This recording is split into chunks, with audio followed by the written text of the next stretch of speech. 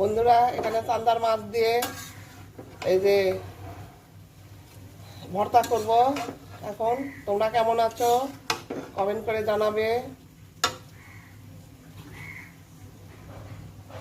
এই যে একটু হলুদ দিব,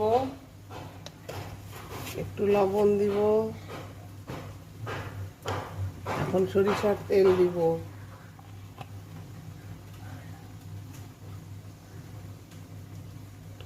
এই তো নাড়াচাড়া করে এই যে এরকম নাড়াচাড়া করে মেখে দিতে হবে, দিয়ে এখন ঢেকে দিব।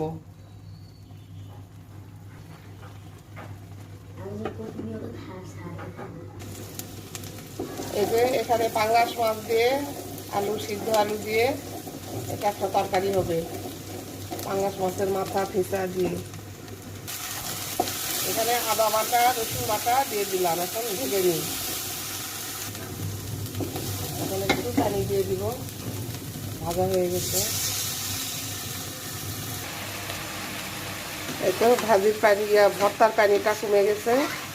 এখন একটু নাড়াচাড়া ভেজে ভেজে নামাতে হবে।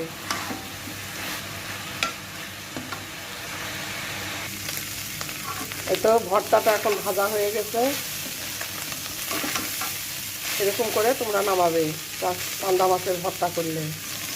ভাজা হয়ে গেছে, এখন এটা ঠান্ডা হলে পাতায় পিষে নিব।